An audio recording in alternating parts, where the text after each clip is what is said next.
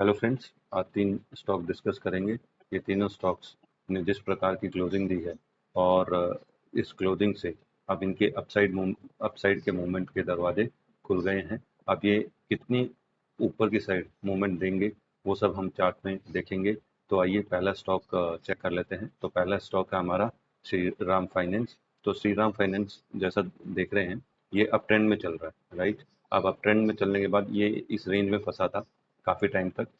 इस नीचे वाली ट्रेंड लाइन का सपोर्ट लेता, ऊपर रेजिस्टेंस लेके वापस नीचे आ जाता। तो इस रेंज में ये काफ़ी टाइम तक मतलब कि काफ़ी महीनों तक रहा और फिर उसके बाद इसने इस रेंज को तोड़ दिया। अब ये ऊपर के लेवल में इस रेंज में फंसने लग गया। अब इस रेंज को डिस्कस कर लेते हैं, इसने कहाँ क्लोजिंग दी और अब ये क्या मूवमेंट दे सकता है, अपसाइड में क्या लेवल आ सकते हैं, राइट। वो सारे लेवल अभी श्री राम फाइनेंस में हम चेक कर लेते हैं। तो एक मिनट इसको मैक्सिमाइज कर देता हूँ मैं। अभी मैक्सिमाइज करने के बाद अगर इस चार्ट को हम ढंग से समझें तो इसमें कई तरह के पैटर्न। पहला पैटर्न तो अगर ये हमारा पोल हो गया, ठीक है। अब ये हमारी ट्रेंड लाइन और एक ये ट्रेंड लाइन, ठीक। तो अब ये किस तरह का पैटर्न हो गया, ये एक फ्लैग पैटर्न हो गया। अब इस फ्लैग पैटर्न का ये जो लाइन है, इन दो पॉइंट को, इस पॉइंट को लेके और इस पॉइंट को लेके हमने ये लाइन ड्रॉ करी, राइट। ये लाइन ड्रॉ करी है, अब इसके ऊपर हमें क्लोजिंग मिली।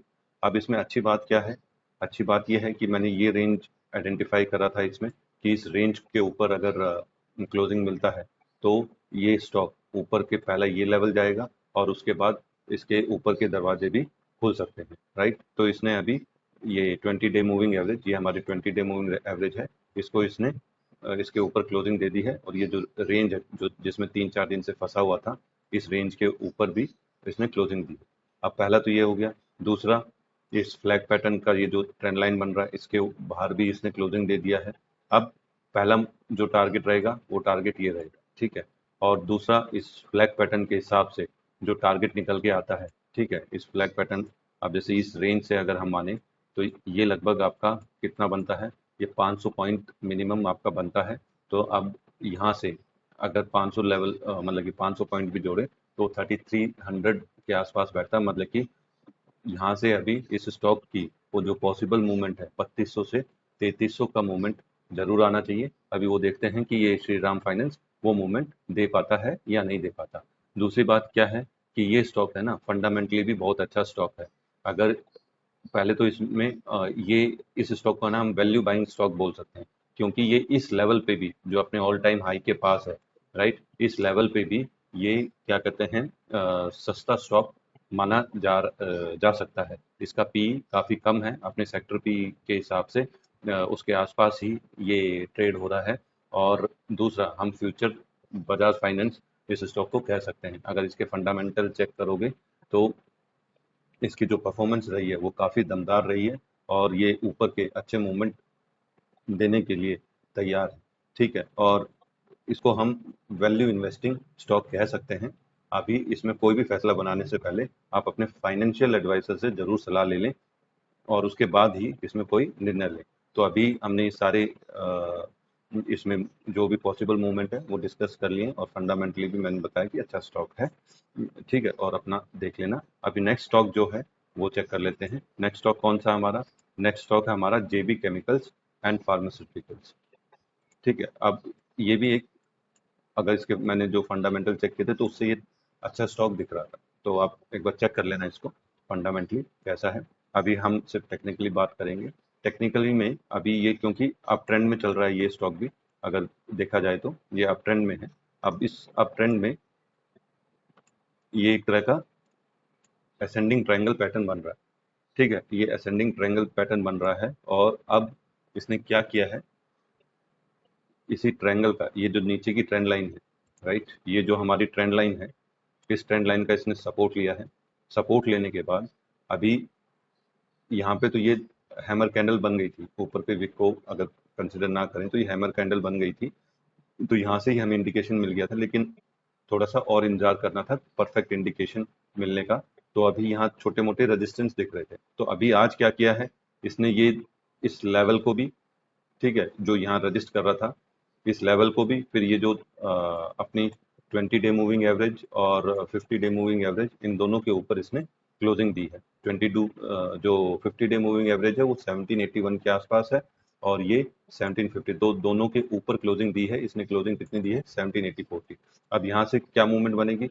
पहले तो अपसाइड ये मूवमेंट बनेगी, ठीक है, ये स्टॉक इस मूवमेंट तक जा सकता है।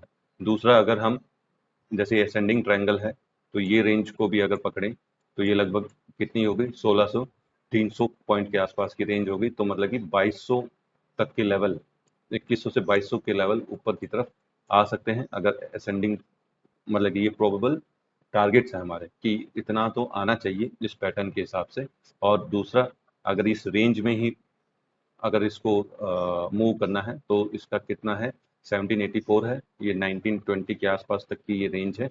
ये चेक कर लेते हैं कितनी है। ये लगभग 1925 है, तो 1784 है, तो ये लगभग 120 से 140 तक के ये पॉइंट्स हैं, ये आपको इसमें मिल सकते हैं, जो कि कितना बैठेगा? 8 से 9% बैठ सकता है, ठीक है। तो ये बैठेगा। उसके ऊपर, ये ऊपर की रेंज भी हमने डिस्कस कर ली है।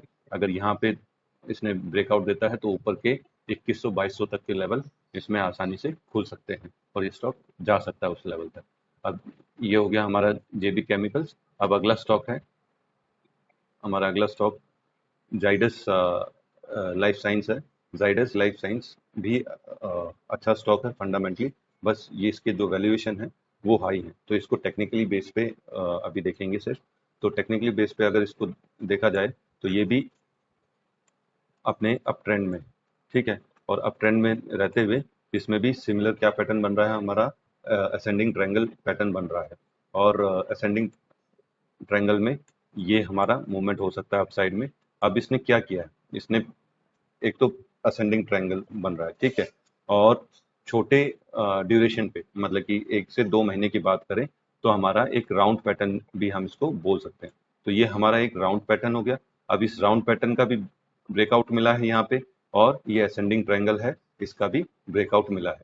अब इसमें क्या चीज है? इसमें एक जो खास बात ये है कि इसने ऊपर ब्रेकआउट दिया, राइट।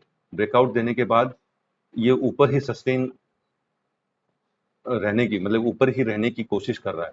तो आज भी हमें ऊपर ही क्लोजिंग मिली है, तो हो सकता है ये यहीं इसी लेवल पे कंसोलिडेट हो और अपसाइड में फिर ये 1350-1400 के लेवल दे सकता है, मतलब कि इसमें आने के चांसेस हैं, राइट। तो ये हो गया मेरा टेक्निकल एनालिसिस तीनों स्टॉक में। और किसी भी स्टॉक, और मुझे कोई भी अगर स्टॉक अच्छा लगता है, मतलब कि उसका चार्ट अच्छा लगता है, तो मैं अपने टेलीग्राम चैनल पे उसको शेयर कर देता हूँ। तो मेरा टेलीग्राम चैनल जरूर ज्वाइन करें, और इसी तरह के एनालिसिस देखने के लिए मेरे चैनल को लाइक और सब्सक्राइब जरूर करें। Thank you.